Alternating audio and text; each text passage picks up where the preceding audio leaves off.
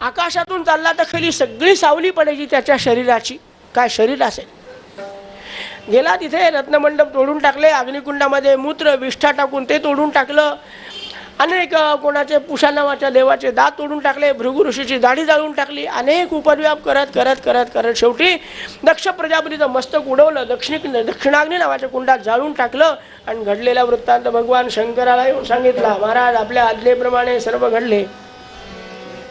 आनंद वाढला. भगवान शंकर पुन्हा ध्यानामध्ये बसले. काय रामाच्या नामामध्ये सगळ्या दुःखाचा विसर शंकराला पडतो. इकडे सगळे देव सगळे ब्राह्मण एकत्र आले. ब्राह्मणांचा मोठा प्रश्न उपस्थित राहिला. 100 वर्षापासून मंत्र म्हणतोय, इतकी साठलेली दक्षिणा आज मिळणार आणि या सतीनं आज उपद्व्याप करून घेतला, आमचं कसं साधी का 100 वर्षाची. आले ब्रह्मदेवाकडे. तेव्हा काय झालं होय. नारद महाराज होतेच. ते म्हणले हे तर होणारच होतं केव्हा नाही केव्हा. दक्ष प्रजापतीचा अभिमान कमी करण्यासाठी हे सगळं करावंच लागणार. पण यज्ञ पूर्ण झाला पाहिजे ना. वेदाही यज्ञार्थम अभिप्रवृत्ताः. यज्ञ करणारा यजमान ज्याच्या हातात कंकण बांधलेलं आहे, असा जर यज्ञ करताना संपला तर पुढे लोक यज्ञ करतील का? कंकणाला अर्थ राहील का? ब्रह्मदेवा काही करा, यज्ञ होईपर्यंत दक्ष प्रजापतीला जीवदान द्या, नंतर पुन्हा काय करायचं ते करा बाबा, पण यज्ञ तरी पूर्ण होऊ द्या.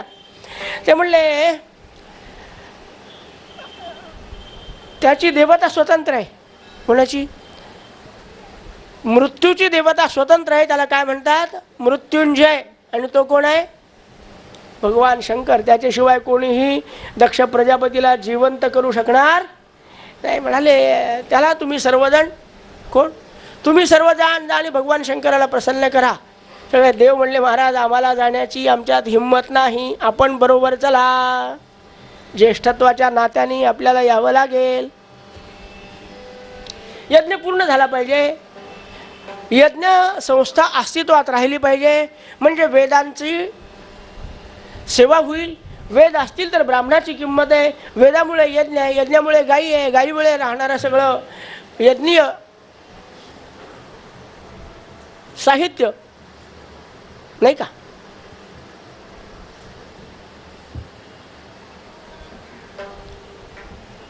ब्रह्मदेवाने मान्य केलं. निघाले सर्वजण. भगवान शंकराची भेट घेण्यासाठी आलेले आहेत. कैलास पर्वतावर आले. समाधी लागलेली होती पण ती उतरली पाहिजे ना. किती वेळ उभा राहायचं समोर? बाहेर पाऊस पडायला लागलेला आहे.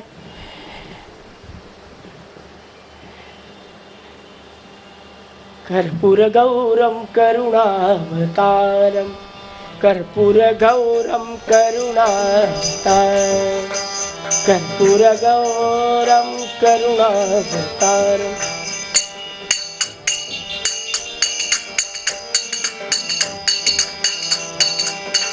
संसार सारम भुजगेंद्रहारम, संसार सारम भुजगेंद्रहारम,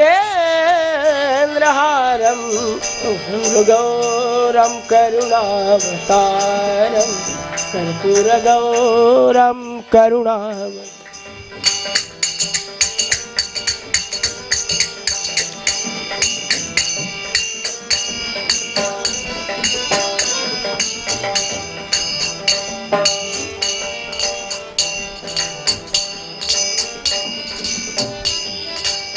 सदा वसंतं हृदयारविन्दे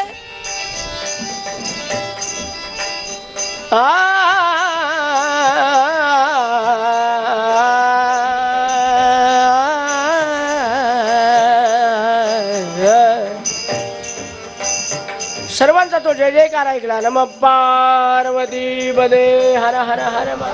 आणि भगवान शंकराने डोळे उघडून पाहिले. अरे वा, ब्रह्माली इतके लोक आज आले. सोमवार नाही, शिवरात्र नाही, आमच्याकडे कोणी येत नाही सोमवार शिवाय. त्याला त्या श्रावणी असला तर मग गर्दी. पण आज शिवरात्र नाही, सोमवार नाही, कसे काय आलात आपण? देवा आपल्या अपराधाची क्षमा मागायला. दक्ष प्रजापतीने केला असेल, आपण पण आपण उदार अंतःकरणाचे आहात. सगळे अपराध पोटात घाला आणि तो यज्ञ पूर्ण करा. का? वेदाच्या संरक्षणासाठी तरी तुम्हाला यज्ञ पूर्णत्वाला न्यावा लागेल. आणि यज्ञ करायचा म्हणजे यज्ञ हा यजमानाला जिवंत करावं लागेल. ठीक आहे. ब्रह्मदेवा भगवान शंकराचं वैशिष्ट्य आहे. शंकराचं काय? कोणत्याही कोपी माणसाचं वैशिष्ट्य आहे. संतापतो, पण एका क्षणात संताप उतरला की मग वाटेल ते करायची तयारी. काय काय सोडून द्यायचं ते सोडून देतात. आज भगवान शंकराची तीच अवस्था आहे. ब्रह्मदेवाने हात जोडल्याबरोबर विसरले भगवान शंकर की दक्ष प्रजापतीने काय अपमान केला होता, बरसभाग्रामाने काय शिव्या दिल्या होत्या वगैरे सगळे विसरले. ब्रह्मदेवा तुमची इच्छा आहे ना, चला. आणि भगवान शंकर आलेले आहेत. काय महाराज, त्यांच्या दृष्टीमध्ये अमृत भरलेलं आहे भगवान शंकराच्या. आमच्या वीरभद्राने ज्यांना ज्यांना संपवलं होतं त्या सगळ्यांकडे पाहिल्याबरोबर तटातट उठून बसले. नमः पार्वती पदे. सामान्य सुद्धा उठून बसले, पण एवढा राहिला पडून. कोण? दक्ष प्रजापती. तो काही केला उठे ना. म्हणाले महाराज सगळे उठले, पण ज्याला उठवायचं तो यजमान. म्हणाले मस्तक नाही ना, त्याला मस्तक लावा, कुठे पडला असेल ते पहा, आपण त्याला जिवंत करू. सेवकाने सांगितलं महाराज ते तर वीरभद्राने दक्षिणाग्नी नावाच्या कुंडात जाळून टाकलं. हा आता म्हणाले मस्तकाचा प्रश्न आहे ना, मस्तक नसलं तर जीवदान कसं देऊ त्याला? कोणाकोणाला वाटतं हे जिवंत झाले पाहिजे? अहो सगळ्यांनीच हात वर केले.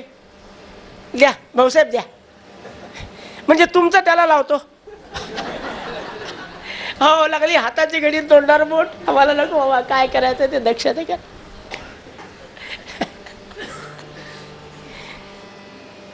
कुठं प्रेम करावं समजलं पाहिजे. दक्षावर प्रेम केले की असं होतं, मस्तक द्यायचं काम पडतं. कोणी देत नाही ना, मग तो यज्ञ पशु बाहेर उभा आहे ना, आणा कापून त्याचं मस्तक. मेंढा तोडला त्याचं मस्तक. अहो म्हणाले दक्ष प्रजापतीला मेंढ्याचं तोंड. हो, ज्याला चांगलं तोंड असताना भगवंताचं गुणगान अरे कशासाठी दिलंय? कमल मुख राम भजन को. चांगलं तोंड असताना ज्याने भगवंताचं गुणगान केलं नाही ना, त्याला बोकडाचंच तोंड पाहिजे. पण हे बा काळजी करू नका, काळजी करू नका. बोकडाचं तोंड असलं ना तरी त्याला ज्ञान मात्र पहिलं प्राप्त होईल. आणि तो पाहता कसं बोलतो. हां पाहिजे का गंमत तुम्हाला? लावा ते मस्तकावर धड लावलं ते काही धड बसे ना. कसं बसेल? दक्ष प्रजापतीचं शरीर केवढं आणि बोकडाचं मस्तक केवढं, कसं बसेल? पण ते बसवलं कसं तरी. भगवान शंकराची दृष्टी पडल्याबरोबर उठून उभा राहिले. आणि दक्ष प्रजापतीने पाहिले की कोणी जीवदान दिलं मला तर वीरभद्राने संपवलं होतं, पण जीवदान कोणी दिलं? भगवान शंकराने. आज अगदी हीनदीन अवस्थेमध्ये प्रार्थना करायला लागले. रत्नै कल्पितमासनं हिमजलै स्नानंच दिव्यांबरं नानारत्न विभूषितं मृगमदा मोदांकितं चंदनं जाति चंपक बिल्वपत्र रचितं पुष्पंच धूपं तथा दीपं देव दयानिधे पशुपते हृत्कल्पितं गृह्यतां हृत्कल्पितं गृह्य. आता इथं पूजेचं साहित्य नाही महाराज, पण मी तुम्हाला ही मानसपूजा अर्पण करतो. म्हणून आमच्या दक्ष प्रजापतीने भगवान शंकराची मानस म्हणाले महाराज तुम्ही सासरे आहेत, इतके काही हात जोडायचं काम नाही. अरे का जाऊ द्या, पण एक लक्षात ठेवा, इतका अहंकार चांगला नाही. अभिमान शत्रू मोठा सर्वांना जाचतो सुखाश. पण किती असावा हे तुटेपर्यंत. अपराधाची क्षमा मागितली. म्हणाले महाराज आता मात्र यज्ञ पूर्ण झाल्याशिवाय जाऊ नका. आज तुमचा सन्मान करण्यात येईल आणि सांगतो की या सगळ्यात शेवटची आहुती तुम्हाला देण्यात येईल. सगळं काही उरलेलं आहे ना. रुद्राय पशुपतये स्वाहा रुद्राय पशुपतय इदन्न मम म्हणून ती भगवान शंकराला अर्पण केल्या जाते. ही तेव्हापासूनची पद्धत पडली. आता यज्ञ आमचा पूर्ण करावा लागेल. अरे म्हणाले आता वेगळी पूर्णाहुती काय करतो. नाही नाही नाही, काय करावं. त्या दिवसापासून नारायण आलेच नव्हते. आता आपण नारायणाला बोलू. मग नारायणाचं आवाहन केलं. नारायण आत्ता आले. जिथे भगवान शंकराची निंदा होते ना, तिथे नारायण कधी येत नाही. शिवस्य हृदये विष्णू विष्णोश्च हृदये शिवा येत नाही. पण आज मात्र भगवान शंकराची महापूजा करायचा संकल्प दक्ष प्रजापतीने केला. हा त्याचा संकल्प भगवान नारायणाला समजला. नारायण आले, ब्रह्मदेव होते, भगवान शंकर होते. सुंदर पूर्णाहुती झाली, यज्ञाची सांगता झाली आणि अशा रीतीनं दक्ष प्रजापतीचा यज्ञ पूर्णत्वाला गेला. जी आमची सती देवी जिने अग्नीमध्ये आपला देह भस्म केला होता, तिला पुन्हा एक इच्छा शिल्लक राहिलेली होती. कशाची? आपल्या पतीची सेवा करण्याची. अहंकारी पित्यापासून जन्माला आले म्हणून मला पतीच्या सेवेला वंचित व्हावं लागलं. पण माझ्या पतीची सेवा पुन्हा मला घडली पाहिजे म्हणून पर्वत कन्या झाली. तिचं नाव पार्वती असं पडलं. किती कठोर तपश्चर्या केली पुन्हा भगवान शंकराशी लग्न करताना. तुलसीदासाने सुंदर वर्णन केलं महाराज. आणि पुढे भगवान शंकराचं पार्वतीशी सुंदर लग्न झालं. आणि एकंदरीत कशासाठी हा सगळा प्रसंग सांगितला गेला? स्वयंभू सम्राट मनू महाराजाची तृतीय कन्या प्रसूती, तिचा वंशविस्तार पाहत असताना एकाच मुलीला अपत्य झालं नव्हतं. ऐन तारुण्यपणे तिला आपला देह अग्नीमध्ये विसर्जित करावा लागला. त्याची कारण मीमांसा सांगत असताना इतका प्रसंग घडलेला आहे. महाराज आचार्य सांगतात की राजा परीक्षिते, आता मात्र तुला स्वयंभू सम्राट मनू महाराजांच्या मुलांचं वर्णन करून सांगणार आहे. उत्तानपाद आहे ना वेळ आपल्याला? उत्तानपाद नावाचा ज्येष्ठ पुत्र आहे, त्याचं वर्णन सांगतात. प्रियव्रत आणि उत्तानपाद असे दोन पुत्र. त्यापैकी उत्तानपाद राजाचं चरित्र सांगतात. अथात कीर्तये वंशम पुण्यकीर्ते कुरुद्वः स्वायंभुवस्यापि मनोर हरेः अंशांश जन्मनः. त्याच्या घरामध्ये अंशात्मक अशा भगवंताचा अवतार झाला असं हे वर्णन आहे. सुंदर परम संमत अशा प्रकारचा हा वंश विस्तार आहे. हा उत्तानपाद नावाचा राजा राज्यकारभार करायला लागला. वडिलांप्रमाणे आधी कठोर तपश्चर्या केली आणि मग त्यांनी गृहस्थाश्रम स्वीकारलेला आहे. बहुतेक नियम करणाऱ्याच्या घरामध्ये नियम तोडणारे जन्माला येतात. बहुतेक असं होतं. मनू महाराजांनी एक पत्नीव्रत केलं पाहिजे असं दंडक घातला आहे. परंतु या उत्तानपाद राजाला सुरुची सुनीतीस्तयोः दोन पत्नीशी विवाह करावा लागला. त्याच्यात काही राजा लोकांची चूक होती असं काही नाही. आपला राजाशी संबंध असावा म्हणून लोक बळजबरीने आपल्या मुली आणून घालायचे. इतिहासामध्ये सगळं आहे लिहिलेलं. चांगलं चाललेलं आहे. आमचा उत्तानपाद दोघींवर सारखं प्रेम करण्याचा प्रयत्न करतो. अवघड असतं तसं दोघीवर प्रेम करणं सारखं. एका भगवान गोपाळकृष्णाशिवाय कोणाला जमलं नाही म्हणून तो प्रयत्न कोणी करू नये असं राम म्हणतात आमचे. आणि त्याचा दुष्परिणाम आमच्या उत्तानपाद राजाला भोगावा लागला.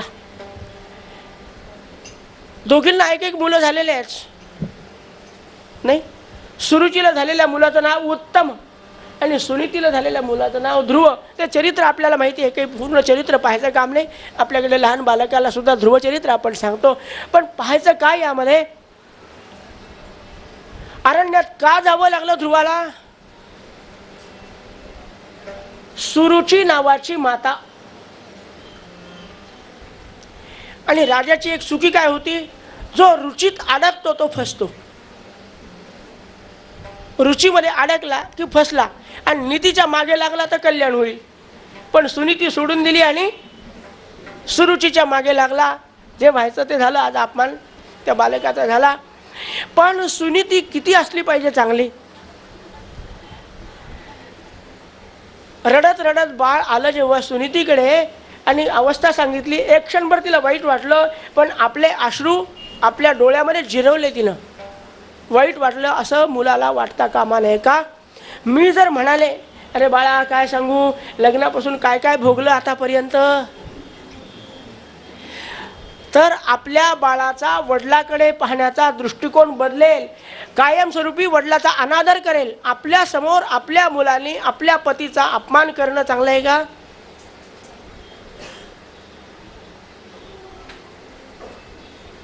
बाळा जाऊ दे, मला सांग, तुला त्या तुझ्या बाबांच्या मांडीवर बसण्याचा हट्ट काय बरं? काय बिघड, कशासाठी बसायचं मांडीवर? अगं आई म्हणाले आधार, बाबाचा आधार वाटतो ना. अरे हा नासका कुचका आधार आहे. तुला माहिती आहे सगळ्यांचा आधार कोण आहे? भगवान नारायण आहे, त्याचा आधार. तमेव वत्सा भृत्याश्रय भृत्यवत्सलम. तू त्याचा आश्रय घे, भगवान नारायणाचा. एकदा का त्यांनी तुला मांडीवर बसवलं, मस्तकावर हात ठेवला ना, तर या जगामध्ये इंद्र चंद्र यम वरुण कुबेर गुण गंधर्व कोणीही त्या परमेश्वराच्या मांडीवरून तुला काढू शकणार नाही. जा, त्याला त्याच्या मांडीवर बसणं ह्या बापाची काय गोष्ट आहे? अरे अनेक जन्म झाले आणि प्रत्येक वेळेला मायबाप बदलत गेले. बदलणाऱ्या बापाची किंमत ठेवण्यापेक्षा न बदलणारा बाप, सगळं जग त्यालाच म्हणतं ना. दोन्ही कामं तोच करतो. कोणतं? मातेचं आणि पित्याचं.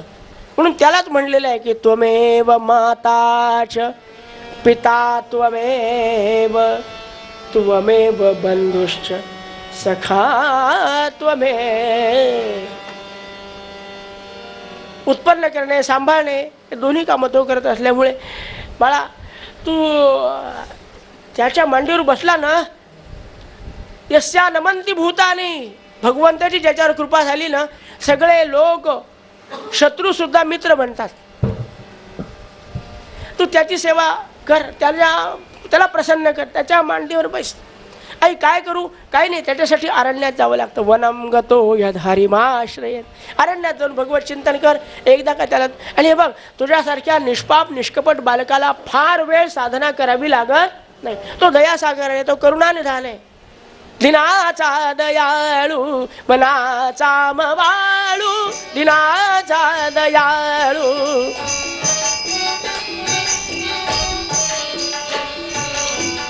स्नेहाळू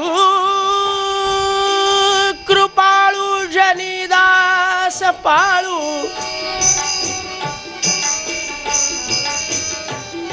दिनाचा दयाळू मनाचा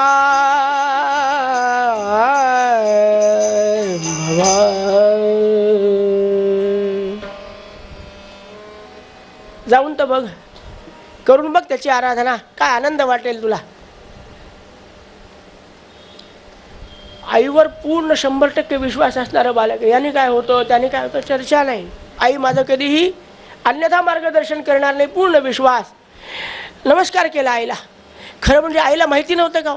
आता अरण्यात गेलेल्या बाळाला जो दिवसातून 10 वेळेला खातो, लाडू झाले की करंजी, करंजी झाले की शंकरपाळा, शंकरपाळा झाले की फेणी, फेणी झाले की सातूचं, काय काय खातो घरातल्या घरात. अहो राजघराण्यातलं पुरगा आहे, पुत्र आहे, तो राजपुत्र आहे, काय काय खात असेल.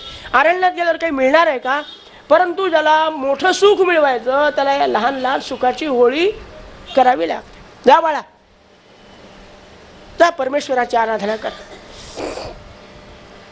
आईला नमस्कार केला, काय आशीर्वाद दिला महाराज. सर्वे देवाः सगंधर्वाः ब्रह्म विष्णु शिवादयः रक्षन्तु त्वां सदात्मानं तिष्ठन्तं निद्रयायुतं.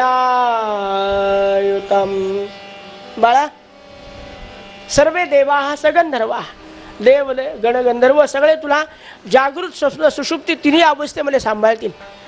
आणि एक सांगून ठेवते तुला, यच्च किंचित जगत सर्वं दृश्यते श्रूयते विवा अंतर्बहिष्य तत्सर्वं व्याप्य नारायण स्थितः.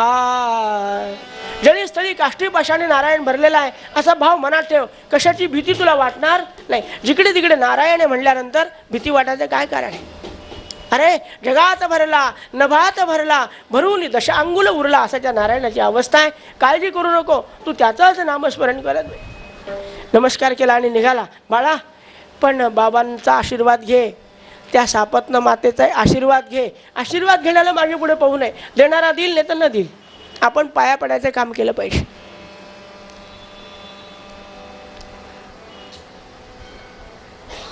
संस्कार कसे करावे एवढं सुनीतीजवळ शिकावं. जी स्त्री घरातली सुनीती बनेल ना तिच्या घरात ध्रुव उत्पन्न झाल्याशिवाय राहणार नाही. ती सुनीती बनली पाहिजे. पण ती कधी कधी जर सुरुची बनली, कधी कधी जर मंथरा बनली, कधी जर काहीतरी काही बनली तर काहीच्या काही होईल प्रपंचाचा. आपली सुनीती बनली पाहिजे. निघालेला आहे ध्रुव. उत्तानपाद नावाच्या राजाला नमस्कार केला. राजाला फार वाईट वाटायला लागलं. त्याच्याशी विचारलं, बाबा काय इतक्या लवकर कुठे चाललास, ही काही वेळ आहे का, संध्याकाळ व्हायला लागलेली आहे. म्हणाले, बाबा तुम्ही मांडीवर बसवत नाही ना म्हणून त्या नारायणाच्या मांडीवर बसायला चाललो. जे घडलं ते सांगितलं. अरे तो नारायण कुठे आहे. माझी आईला सांगितलं मला की अरण्यात जाऊन त्याचं चिंतन केलं की तो येतो, भेटतो, मांडीवर बसवतो. ब्रह्मादिक देव त्याचा आश्रय घ्यायचा मी विचार करायला लागलेलो. बाबा आशीर्वाद द्या समजून सांगायला लागले. पण बाईसाहेब बाजूला बसल्या होते. हो चुप बसा, काही समजतं का तुम्हाला.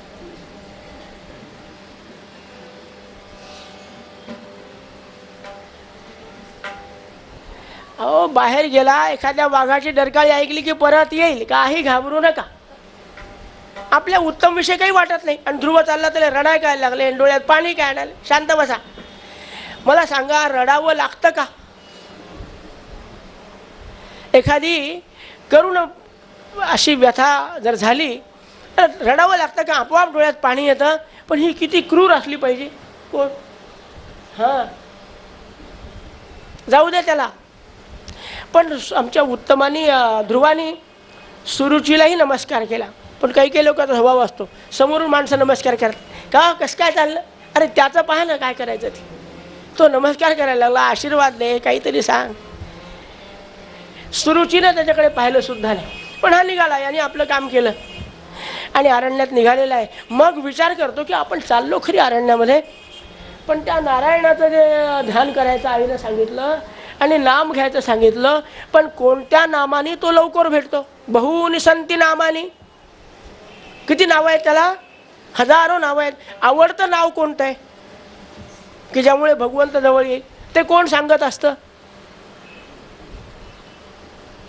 आणि मग ती त्याला व्यथा लागली.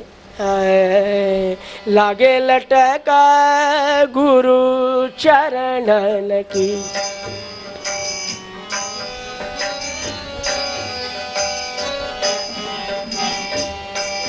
मोहे लागे लटका गुरु चरणन की, लागे लटका गुरु चरणन की, लागे लटका गुरु चरणन की, मोहे लागे लटका गुरु चरणन. नाही द्या.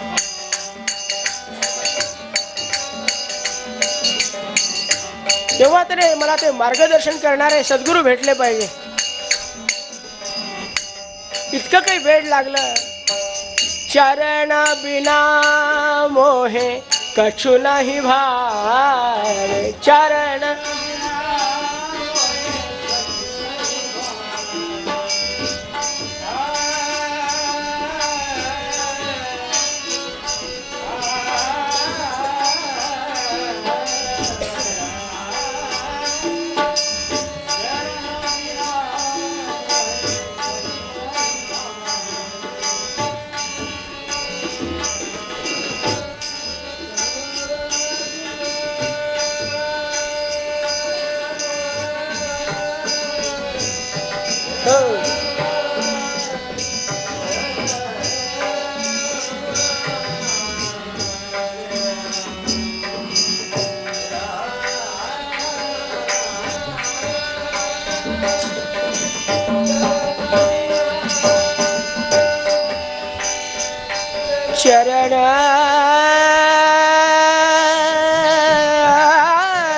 बिना चरण बिना मोह कछु नहीं भाई। झूठी माया सब सपनन की, झूठी माया सपनन की। मोह लागे लटका गुरु चरणन की, मोह लागे लटका गुरु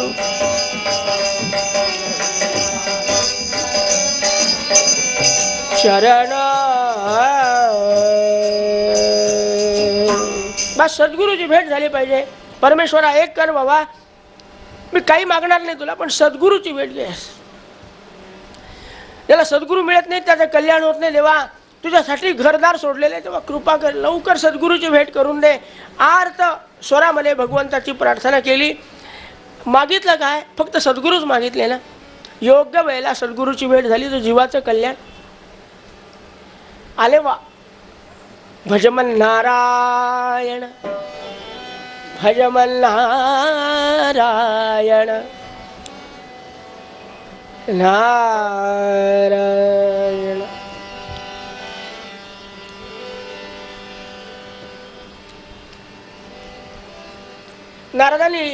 नारदाकडे पाहिल्याबरोबर ध्रुवाने सांगायचंच काम नव्हतं. लहानपणापासून संस्कार होते.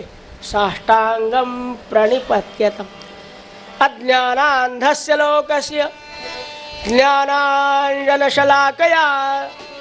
चक्षुरुन्मीलितं येन तस्मै श्री गुरवे सद्गुरुनाथ महाराज.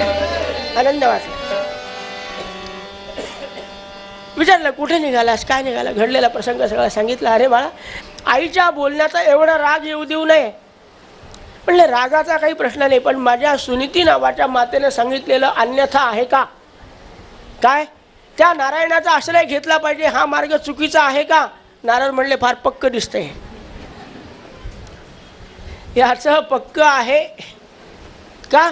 संस्कार सुनीतीने केलेले आहेत. त्याची परीक्षा पाहिली आणि मग त्याला योग्य मार्गदर्शन केलं. बाळा केवळ 6 महिन्यामध्ये तुला परमेश्वराची प्राप्ती होईल. जा. कुठे जा? यमुनेच्या तटाकावर जा. मधुवन नावाचं वन आहे. यत्र सन्निहितो हरिही, तिथे माझा नारायण सातत्याने विराजमान आहे. भगवंताने अनेक गोपिकांबरोबर तिथे लीला केलेली आहे. त्या यमुनेच्या काठावर वालुकामय अशी भगवान नारायणाची कृष्णाची मूर्ती करायची. आणि मी सांगतो त्या पद्धतीनं जर तू 5 महिने अनुष्ठान केलं तर 6व्या महिन्यामध्ये भगवंतानी तुला दर्शन दिल्याशिवाय राहणार नाही बरं का.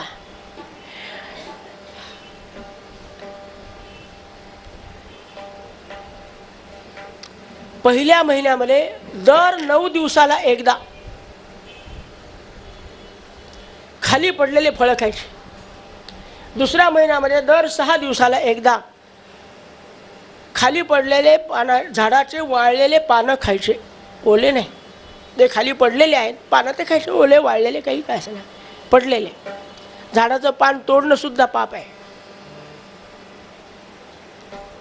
तिसऱ्या महिन्यामध्ये दर 6 दिवसाला एकदा पाणी प्यायचं, मग 6व्या दिवशी पाणी प्यायचं. आणि चौथ्या महिन्यामध्ये जित श्वासो जितेंद्रिय, एकदा श्वास घेतला आणि हृदयावकाशामध्ये कोंडून ठेवायचा, पुन्हा सोडायचा. इथे कोणी प्रयोग करू नका, अवघड असतं ते. नारदाने ध्रुवाला सांगितलेलं मार्गदर्शन आहे ते. बाळा तू अशा पद्धतीने जर कार्य केलं ना तर भगवंताला यायला वेळ लागणार नाही. आणि 5वा महिना संपतो ना संपतो भगवान नारायण तुझ्या पुढे उभा राहतील आणि मग तुला काय पाहिजे ते त्याला माग. एकदा सद्गुरू पुन्हा नमस्कार केला. सद्गुरुनाथ महाराज 3 प्रदक्षिणा केलेल्या आहेत. काय प्रदक्षिणेचं महात्म्य आहे हो. प्रदक्षिणा करुणी देह भाव वाहिला, प्रदक्षिणा करुणी देह भाव वाहिला.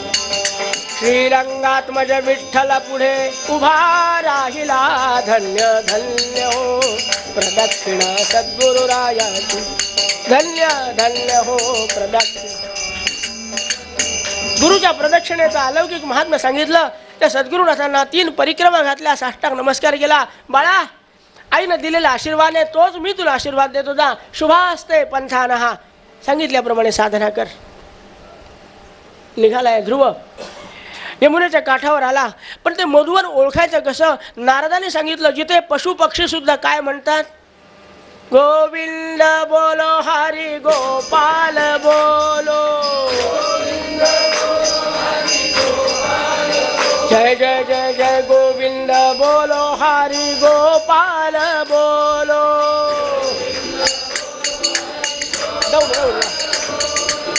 गोविंद बोलो हरि गोपाल बोलो,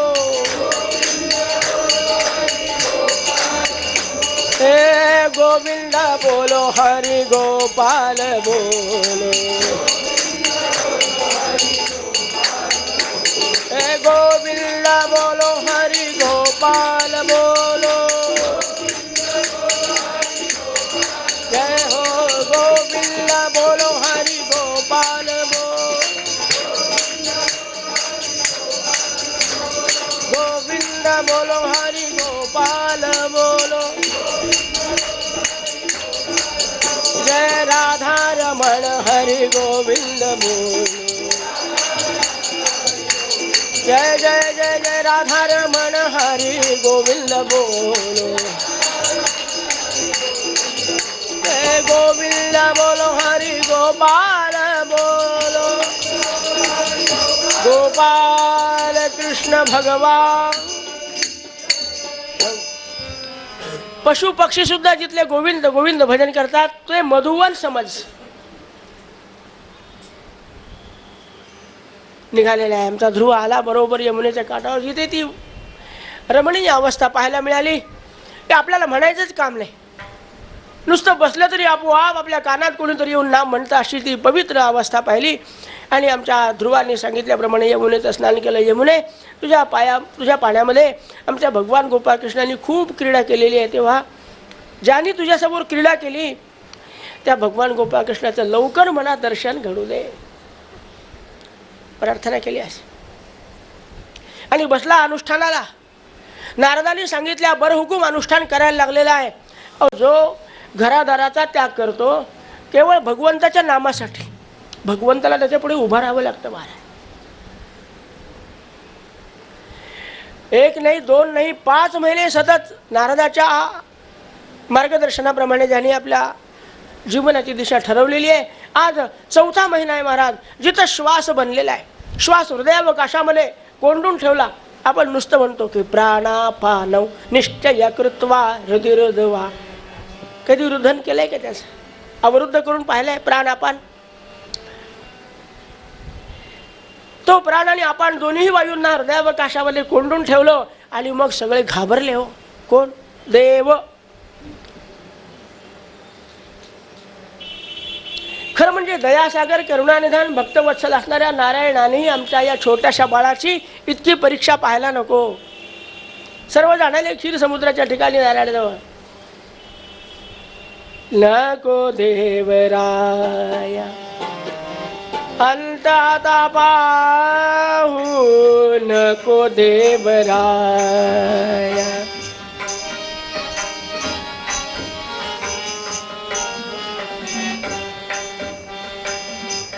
अंत आता पाहू, प्राण हा सर्वथा जाऊ पाहे, नको देवरा. अंत आता पाहू, नको देवराय. अंत आता पाहू, नको देव, नको देव, नको देवराय. सगळ्यांची प्रार्थना ऐकून भगवंत करुणानिधान आहेतच. निघाले. छंदोमयेन गरुडेन समूह्यमानः. गरुडावर बसून निघाले. कुठे? जिथे हा मधुवनामध्ये आमचा ध्रुव होता. आवाज दिला, अरे ध्रुवा मी आलोय. पण काय अवस्था झाली असेल, 5 महिन्यापासून पाणी नाही. विगलित गात्र झालेला आहे. फक्त सद्गुरूंनी सांगितल्याप्रमाणे अखंड ओम नमो भगवते वासुदेवाय, ओम नमो एकच मंत्र सतत चालू आहे. भगवंताने विचार केला की अतिशय क्षीण झालेलं बाळ आहे, आपण काहीतरी कृपा केली पाहिजे. स्पर्श केलाय भगवंताने फक्त मस्तकावर. काय अमृताचा स्त्राव त्या भगवंताच्या हातातून होत असला पाहिजे. स्पर्श केल्याबरोबर पूर्ववत अशा प्रकारचं सुदृढ शरीर त्याला प्राप्त झालं. डोळे उघडून पाहिलं, बोलावं वाटतं, भगवंताची प्रार्थना करावी वाटते, स्तुती करावी वाटते, पण कंठशोष झालाय. खडी साखर सुद्धा नव्हती होती. काय झालं असेल 5 महिन्यात त्याच कंठशोष झालेला आहे. भगवंताने पस्पर्श बालम कृपया कपोले, आपल्या हातातला उजवा शंख आहे, तो शंख उलटा केला ध्रुवाच्या तोंडामध्ये. अहो ते आकाशगंगेचा अमृततुल्य जळ जेव्हा पोटामध्ये गेलं, संपूर्ण शरीरामध्ये पुन्हा त्याला नवचैतन्य उत्पन्न व्हावं अशी अवस्था उत्पन्न झाली आणि प्रार्थना करायला लागला. योंत प्रविश्य मम वाच मिमां प्रसुप्तां संजीवयत्यखिल शक्तिधर स्वधाम्ना. हे भगवंता, योंत प्रविश्य, तू जेव्हा हृदयामध्ये प्रविष्ट होतो ना, शरीरामध्ये प्रविष्ट होतो, तेव्हाच डोळे पाहू शकतात, हात हालू शकतात, पाय चालू शकतात. तुझ्यामुळे या जगामध्ये शरीरामध्ये चैतन्य आहे, सगळ्यांचा आत्मा तू आहेस. खूप स्तुती करावी वाटते, पण माझ्यासारख्या अज्ञानी बालक आपली काय स्तुती करेल. वेदाचा अभ्यास नाही, श्रुतींचा अभ्यास नाही, काही नाही भगवंता, फक्त तुझ्या नामाशिवाय मला काही येत नाही, तेव्हा माझ्यावर लवकर कृपा कर, प्रसन्न हो, बस बाकी काय. अहो त्याचा प्रसन्न मुखचंद्रमा होताच. पौर्णिमेच्या चंद्राप्रमाणे प्रसन्न तेज असणाऱ्या भगवान नारायणाने हसत मुखाने ध्रुवाला अगदी जवळ घेतलं, आलिंगन दिलं. वा ध्रुवा, अरे आजपर्यंत हजारो भक्त झालेले, पण तुझ्यासारख्या अल्प वयामध्ये मला अगदी बांधून ठेवणारा भक्त यापूर्वी कधी झाला. काय देऊ तुला, जेव्हा काही मागायचं नाही बाबा, माग, तुला दिल्याशिवाय मला जाता येत नाही. तेव्हा इथंच राहू आपण दोघं. अरे तू राहशील, माझी वाट पाहणारे किती आहेत. काय देऊ सांग. मी तेव्हा अज्ञानी होतो, म्हणून संकल्प केला होता की आपल्या मांडीवर बसायला मिळावं, असं स्थान मिळावं की जिथून मला कोणीही उठवू नये, असं स्थान मिळावं असं वाटतं. पण आता तुम्हाला पाहिलं ना, एकच वाटतं, तुझे रूप चित्ती राहो आणि मुखी तुझे नाम, मग देह प्रपंचाचा दास सुखे करो काम. एवढी कृपा कर देवा. अरे म्हणाले ती तर झालीच, पण तू जो संकल्प केला होता ना, आढळपणाची प्राप्ती, ध्रुवा माझा आशीर्वाद आहे तुला. आता तू नगरीला जायचं, काळजी करायची नाही. ज्यांनी तुझा धिक्कार केला असेल, निंदा केली असेल, हाताला धरून बाहेर काढला असेल, सुरुचीचं नाव घेतलं नाही भगवंत, अशांचं नाव घेईल का भगवंत. पण ते सगळे तुझ्या पुढे हात जोडून उभे राहतील. 1-2 वर्ष नाही, 36,000 वर्षापर्यंत राज्यकारभार करशील. कुबेर तुझ्या दारापुढे हात जोडून उभा राहील, कशाची कमतरता भासणार नाही, असा आशीर्वाद आहे माझा. ये बाळा. पुन्हा एकदा नमस्कार केला आणि त्याचं ते सगुण मेघ श्याम लावण्य सुंदर ते रूप पाहावं, हृदयामध्ये साठवावं आणि घरी गेल्यावर त्याचं ध्यान करावं. म्हणून पाहतो तो भगवंत अंतर्धान पावले. हो, भगवंत अंतर्धान पावले महाराज.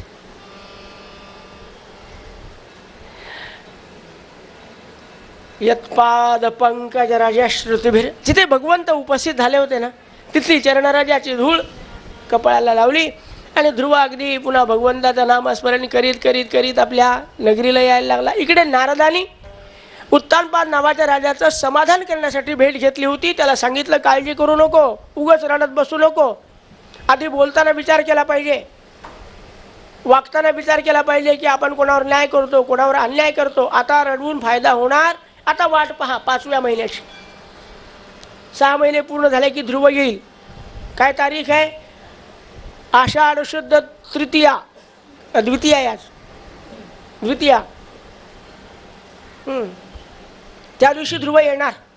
सांगितल्याबरोबर रोज राजा आपल्या डायरीमध्ये तारीख पाहायचा, कधी येणार कधी येणार. आज उगवला दिवस. राजाने सकाळीच अगदी मंगल स्नान केलं. नगरवासी लोकांना सांगितलं की आज ध्रुवाच्या स्वागतासाठी आपल्याला सर्वांना जायचं. आज सुनीती तर निघाली, पण सुरुची वडली मलाही बरोबर येऊ द्या. आणि नारदाने सांगितलं होतं की भगवंताने त्याला मांडीवर घेतलेलं आहे. मग अशाचे आपण वैर करणं काही बरोबर नाही. व्यावहारिक आणि पारमार्थिक दोन्हीही विचार सुरुचीने केला असला पाहिजे. चार माणसाला वाईट वाटेल म्हणून कवी ना, पण ती बरोबर आली. आणि तो रथ यायला लागला. ध्रुव इकडून मधुवनातून घरी चाललेला आहे. आणि पाहिल्या बरोबर इतका आनंद वाटला. आपल्या आई वडिलांकडे पाहिला आणि धावत धावत जाऊन आपल्या आई वडिलांना नमस्कार करणार. राजा उत्तानपाद आलीच खाली उडी मारून खाली आलेला आहे. अरे बाळा, तू नमस्कार नाही करायचा. मी एवढं मोठं वयानं मोठं झालो, पण आजपर्यंत भगवंताचं स्वप्नात सुद्धा दर्शन झालं नाही रे मला. आणि तू लहान असून परमेश्वराला साक्षात तू त्याच्या मांडीवर बसलास. कुळी कन्या पुत्र होते जे सात्विक. तुझा अधिकार माझ्यापेक्षा हृदयाला लावलो आणि डोळ्यातून निघणाऱ्या आनंदाश्रूंनीच आमच्या ध्रुवाला मंगल स्नान घातलं. राजा उत्तानपादानी स्वतःची सुटका केली. सुरुची आणि सुनीती दोघी बसलेल्या दिसल्या रथामध्ये. दोघी खाली उतरल्या. अत्यंत तळमळ व्हायला लागली की लवकर बाळ आला पाहिजे, मला भेटलं पाहिजे. कोणाला? सुनीतीला वाटत होतं. पण ध्रुवाला माहिती होतं की आधी नमस्कार कोणाला करावा लागेल. पुन्हा रडेल, पुन्हा रुसेल, पुन्हा फुगेल, भानगडी नको. आधी सुरुचीला नमस्कार. आई सुरुचीला मात्र पूर्ण पश्चाताप झाला. त्याच्यावर भगवंताची कृपा होती ना, बस वैर संपून जातो त्याच्या मनातला. निर्वैरताम याती, बस वैर संपून गेलेला आहे. फक्त प्रेम शिल्लक आहे ध्रुवाजवळ. आणि त्या प्रेमामुळे सुरुचीला नमस्कार केला. बाळा, माझा राग गेला नाही का? नाही आई, राग नाहीच ग. तुझे केवढे उपकार. तू जर मला तेव्हा हाताला धरून बाहेर काढलं नसतं तर मी घरी शंकरपाळे घालण्यात आयुष्य गेलं असतं माझं. तुझ्यामुळे भगवंताची मला कृपा संपादन करत. आई, मी तुला कधी विसरणार नाही. नमस्कार. तिने जवळ घेतलं. बाळा, अरे मी फार अपराधी आहे रे तुझी. नाही आई, असं काही म्हणू नको. परमेश्वराला या रूपाने तुझ्या तोंडातून बोलून घ्यायचं होतं आणि मला अरण्यात न्यायचं होतं. माझ्याकडून अनुष्ठान करून घ्यायचं होतं. वाईट वाटासारखं काही नाही. सुरुचीला पश्चाताप झाला. अंतःकरण शुद्ध झालं. पश्चातापेन शुद्धता. या लयानं अस्तित्व अंतःकरण शुद्ध. असं आहे पहा, भगवंताचा खरा भक्त दिसला तरी मनुष्याला पश्चाताप होतो आपल्याकडे. सताम संगती रे, मात्र संतांच्या संगतीचा परिणाम असा सांगितलाय. मग सुनीतीला नमस्कार केला. शांत आहे सुनीती. वा बाळा, झालं ना मनासारखं? हो आई. काय योग्य मार्गदर्शन केलं. आईच असावं तर तुझ्यासारखीच असावी. आनंद वाटला डोळ्यातून निघणाऱ्या ध्रुवाला आमच्या. असं आमचा ध्रुव राजा पुढे राज्यकारभार करू लागला.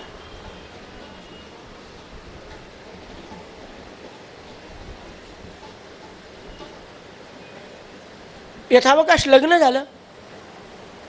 राजपुत्रच होता. लग्न झालं.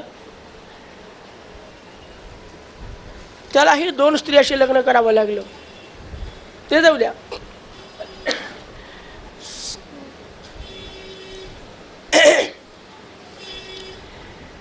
एक दिवशी काय घडलं, भगवंत सज्जनांच्या मध्ये आलेले काटे बाजूला कसे काढून टाकतो. उत्तम नावाचा सुरुचीचा पुत्र क्षत्रिय बालक आहे. शिकार करण्यासाठी अरण्यात गेला. शिकार करता करता एका हिंस्त्र श्वापदाला उद्देशून मारलेला बाण एका गंधर्वाला लागला. गंधर्व मेला. आता बाणच होता तो. गंधर्व मेला. बरोबर गंधर्वाच्या स्वामीला हे समजलं आणि अनेक गंधर्व तुटून पडले. उत्तमला संपवून टाकलं. उत्तम गेला म्हणजे संपला हे समजल्याबरोबर सुरुची आली आणि आपल्या उत्तमाच्या शरीराबरोबर तिनंही आपल्याला स्वतःला चितेमध्ये प्रवेश करून प्रेमच होतं, प्रश्नच नाही. आमच्या ध्रुवाला मऊ मेणाहुनी आम्ही विष्णुदास. त्याला ते सहन झालं नाही आणि ध्रुव स्वतः आपल्या कठोर अशा प्रकारे रथावर बसून युद्धाला गेला. समरांगणामध्ये युद्ध करायला लागला. युद्ध करता करता हजारो नव्हे लक्षावधी गंधर्व मारून टाकले. गंधर्व फार मायावी असतात. इकडे दिसतात आणि तिकडून बाण मारतात. पण इतक्या मायावी दैत्यावर सुद्धा आमच्या ध्रुवाने विजय मिळवला. का? मायेचा अधिपती जो भगवान नारायण आहे त्याचं कवच, संरक्षणाचं कवच त्याच्या अंगाभोवती होतं. काहीही गंधर्वाच्या आक्रमणाने त्याच्यावर परिणाम झाला नाही. शेवटी गंधर्वाचा स्वामी असणारा कुबेर हा युद्ध करायला आला. आमच्या ध्रुवानी कुबेराला संपवलं नाही, पण हातात धनुष्य घेतलं की तोडून टाकलं, बाण घेतला की तोडून टाकला, परीख घेतला की तोडून टाकला, गदा घेतली की उडवून टाकली. त्रस्त झाला. आता काय करू? आज मला संपवतो की काय हा ध्रुव? घाबरून गेला. इतक्यामध्ये मनू महाराज आले. कोण आहे ते? आजोबा. आजोबा दिसले की नातवाला काय प्रेम उत्पन्न होतं. महाराज धावत धावत गेला, धनुष्यबाण ठेवून दिलं रथावर. आजोबा नमस्कार करा. काय करावं? काय आजोबाचं काय काम असतं? जवळ घेतलं, अंगावून हात फिरवला आणि प्रेमाने सांगायला लागले, बाळा नायम मार्गो हि साधूनाम ऋषिकेशानुवर्तिना. अरे आपण भगवंताचे भक्त म्हणवणारे लोक, आणि तुझ्यासारख्याने ज्यांनी वयाच्या 6व्या वर्षी परमेश्वराचं दर्शन घेतलं, अशाने निरपराध अशा हजारो आणि लाखो गंधर्वाला मारणं हे भगवत भक्ताला शोभतं का? मला सांग बाळा, किती गंधर्व मारले म्हणजे तुझा उत्तम नावाचा भाऊ जिवंत होणार आहे? आहे कुठं समीकरण? मग इतक्या जीवांची हत्या करण्याचा अधिकार कोणी दिला तुला?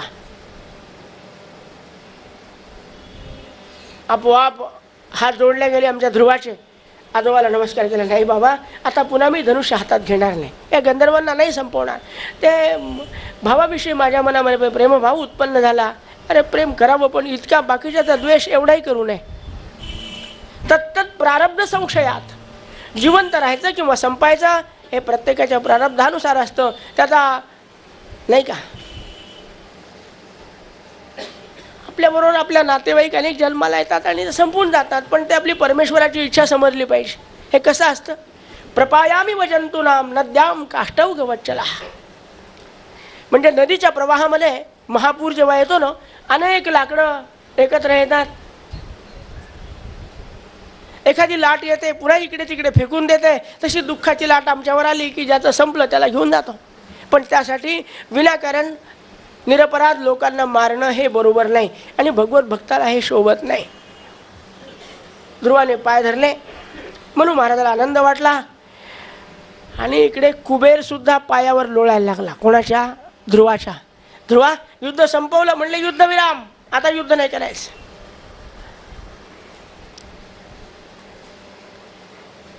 कुबेर हात जोडू लागला. शिवरामी बंधिले, शिवरामी बंधिले, शिवरामी बंधिले.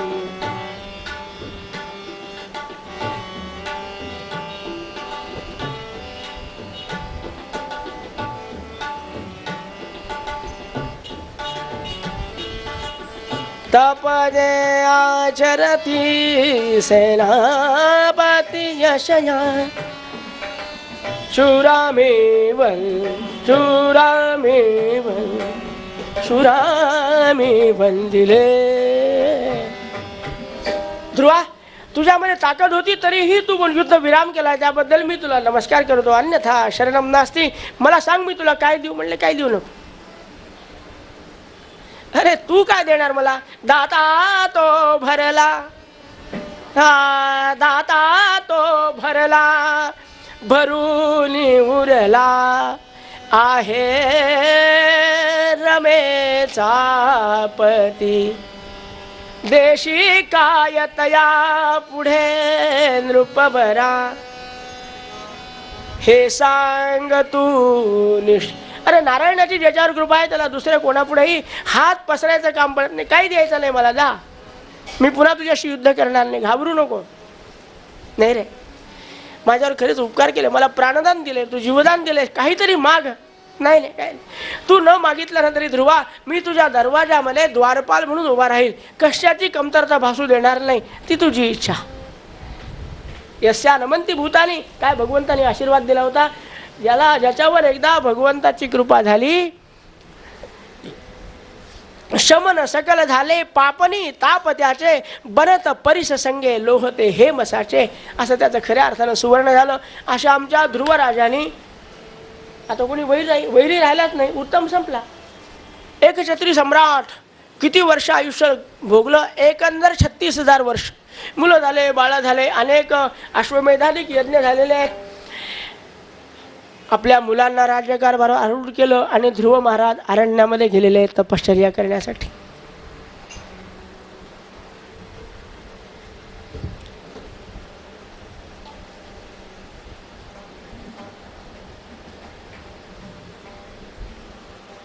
त्रिकाल स्नान करायचं आणि अखंड भगवंताचं नामचिंतन करायचं.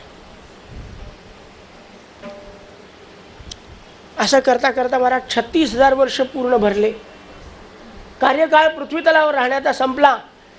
याच्या अनुष्ठानात काही फरक नाही बरं का. त्रिकाल अर्चन, भगवंताचं नामस्मरण, बाकी काही. आता या परत आहे उरले नाही काही, बास एकच नामस्मरणाशिवाय.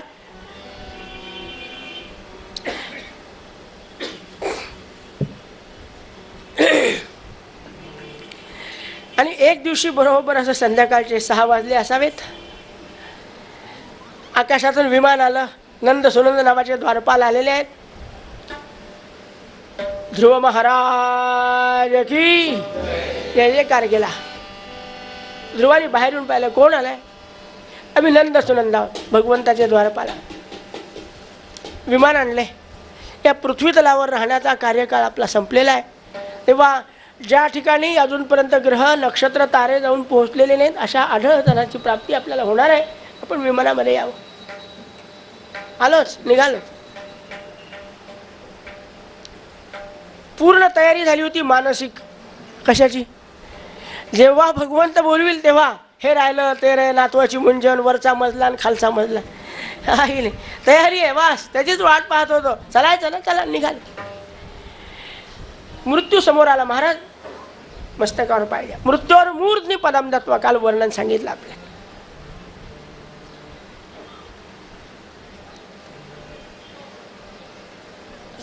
आपल्या सामान्य माणसाच्या मस्तकावर मृत्यू पाहायला येतो, पण संत मृत्यूच्या मस्तकावर. काल नाथांचा प्रसंग सांगितला. एक रामानंद महाराजाचा प्रसंग सांगतो आपल्याला. मृत्यूवर मूर्धनी पदम दत्वा कसा असतं.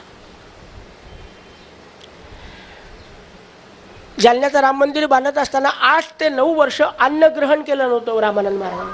जोपर्यंत रामाच्या वैभवासारखा सभामंडप होणार नाही तोपर्यंत अन्न ग्रहण करणार नाही. फक्त ब्रह्मचैतन्य महाराजांनी सांगितलेलं एक व्रत होतं, साधन द्वादश. ते द्वादशीच्या दिवशी फक्त एक वेळ जेवायचे, 14 दिवस उपास. आम्लपित्ताची व्यथा जडली. मंदिर पूर्ण झालं पण आम्लपित्ताची व्यथा जडली. आणि पण उत्सव जवळ आलेला होता दशमीचा, म्हणून महाराज 1930 सालची गोष्ट आहे, गोंदवल्यात आले. बरेच दिवस इथे मालाडमध्ये होते तेव्हा उपचार चालू होते. इथून गोंदवल्याला आले, पण अगदी विकोपाला प्रकृती गेलेली होती. महाराजांना वाटलं, रामानंद महाराजांना, की दशमीचा हा पुण्य पर्व काळ आहे ना, या दिवशी आपण महाराजामध्ये, कारण त्यांनी लिहून ठेवलं होतं, धन्यतेची भूमी लागो ते चरण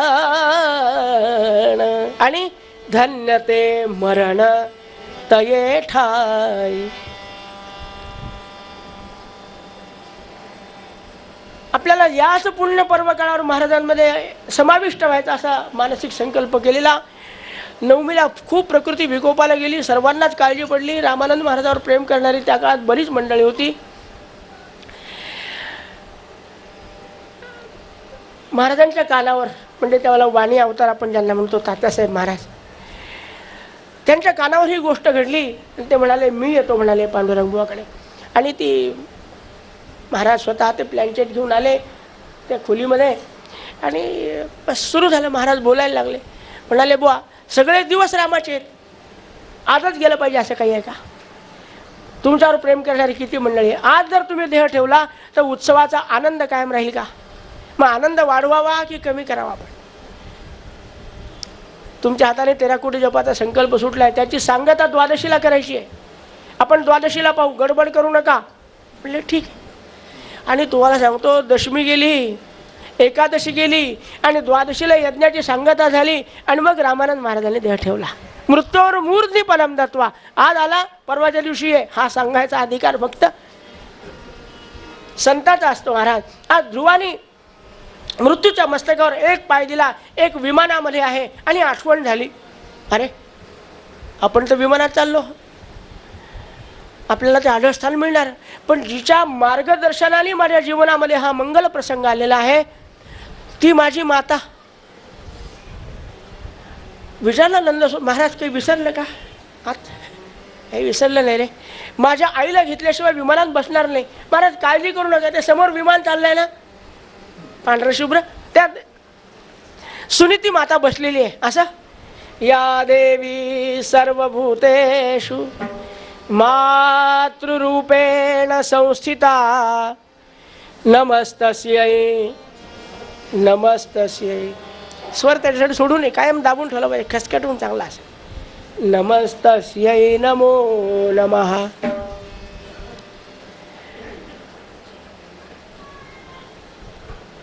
आईला नमस्कार केला, त्या विमानामध्ये बसलेली दिसली असेल ध्रुवाला, किंवा नंद सुनंदावर विश्वास ठेवला असेल. नमस्कार केला आणि मग विमानामध्ये प्रवेश केला. विमान जायला लागलं. ग्रह नक्षत्र तारे या सर्वांना परिक्रमा करून आढळस्थानी विराजमान झाले गोपाल कृष्ण. काय केलं आमच्या ध्रुवानी?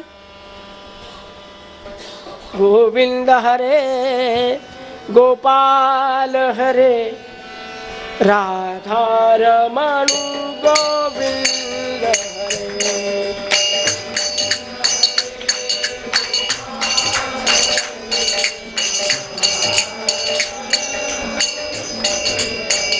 हे गोविंद हरे गोपाल हरे राधा रमण गोविंद हरे.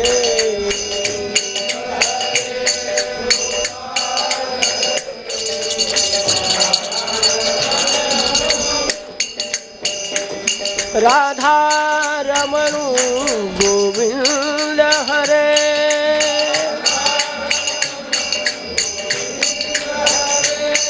राधा रमण गोपाल हरे.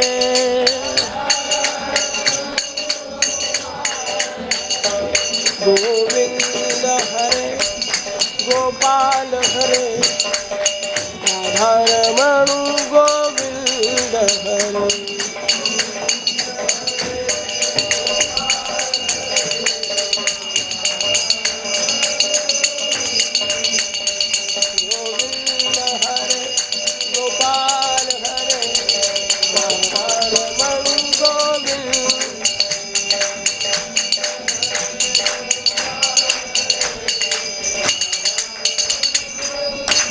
गोपाल कृष्ण भगवान की.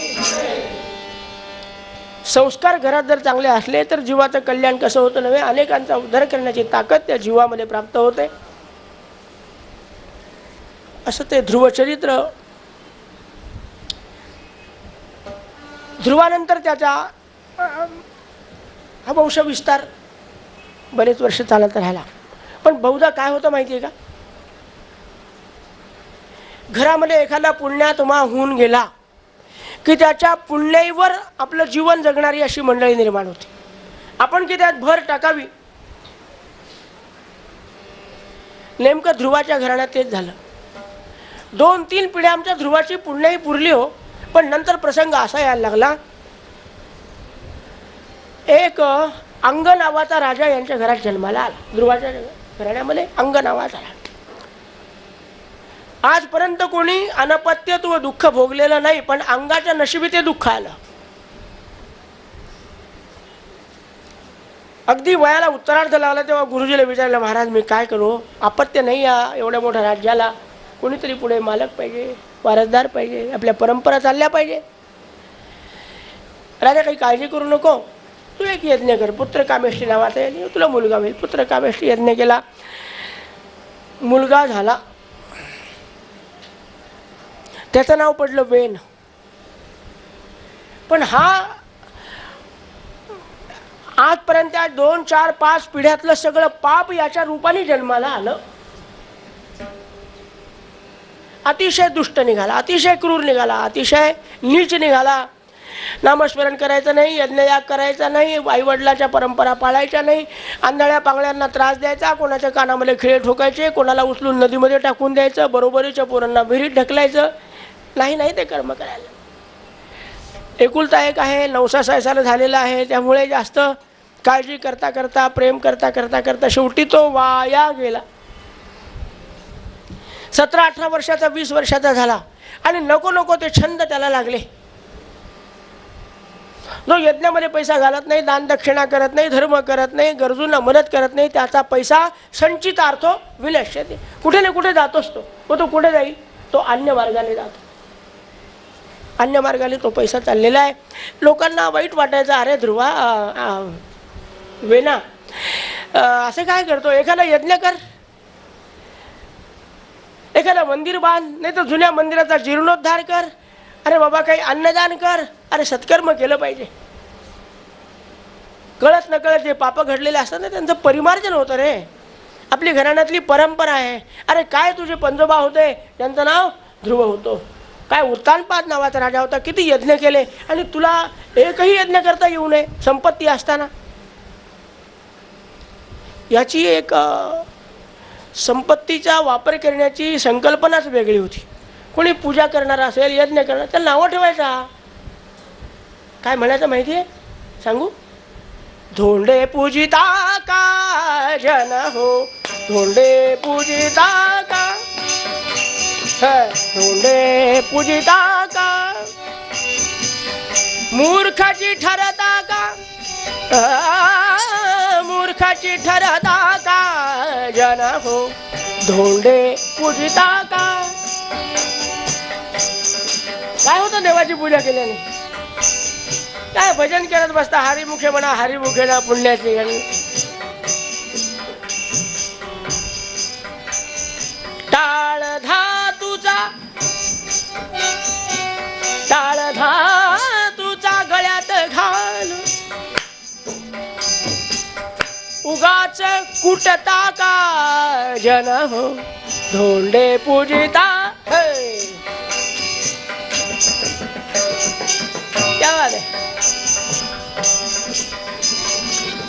ऐसे भ्रमता का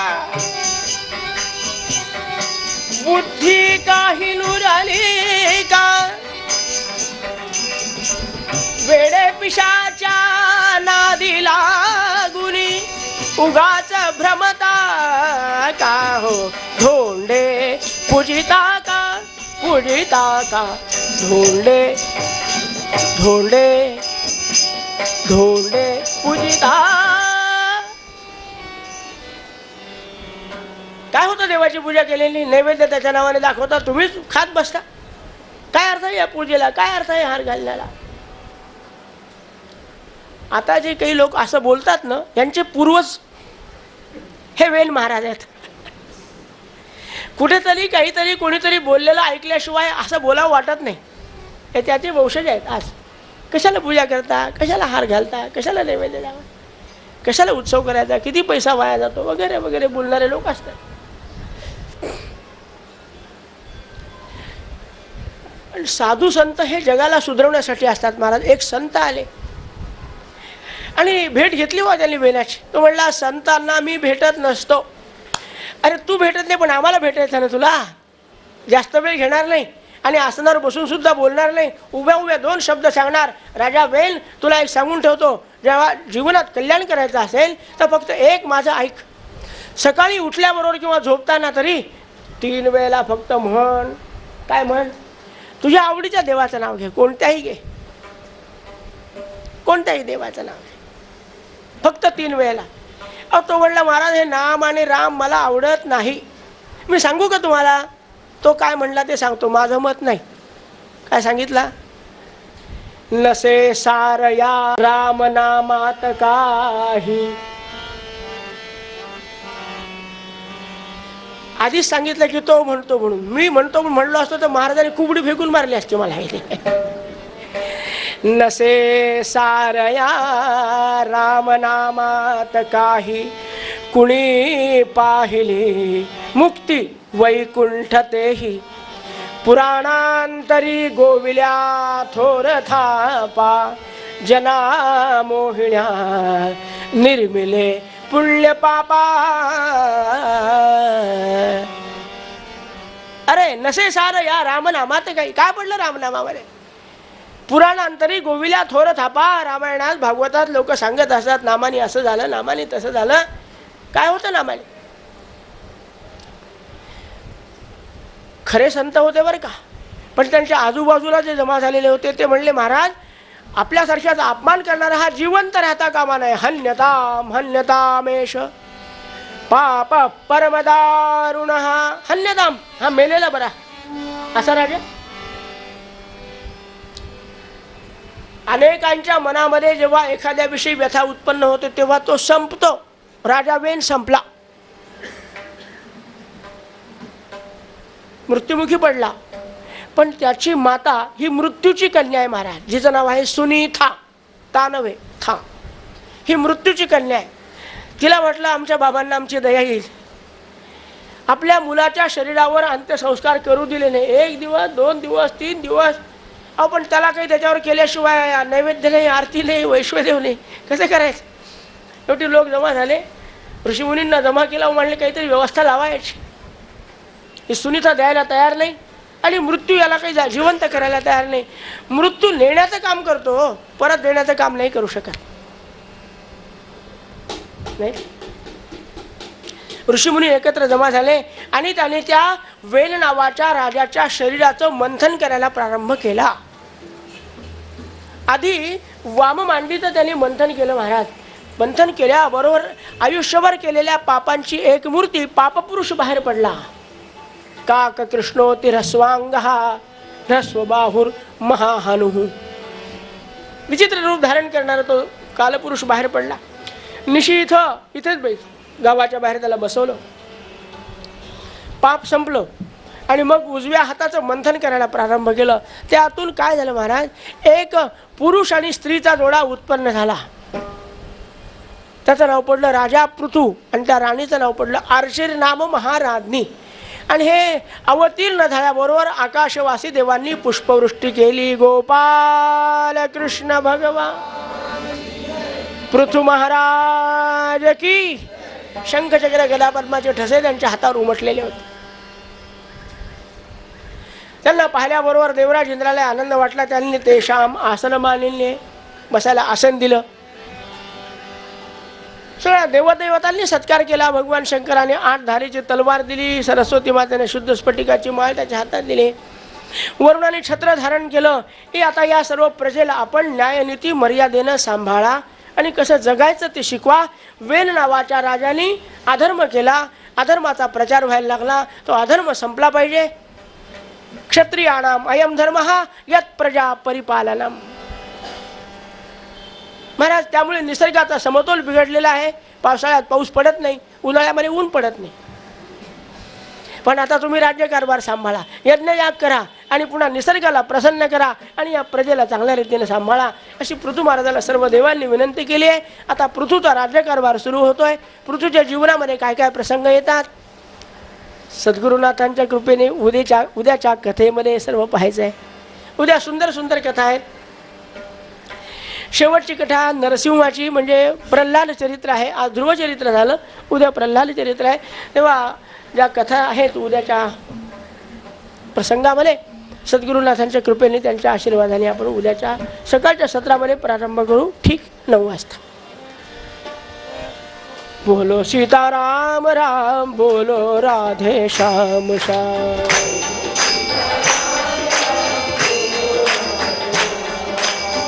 बोलो राधे श्याम श्याम, बोलो सीताराम राम.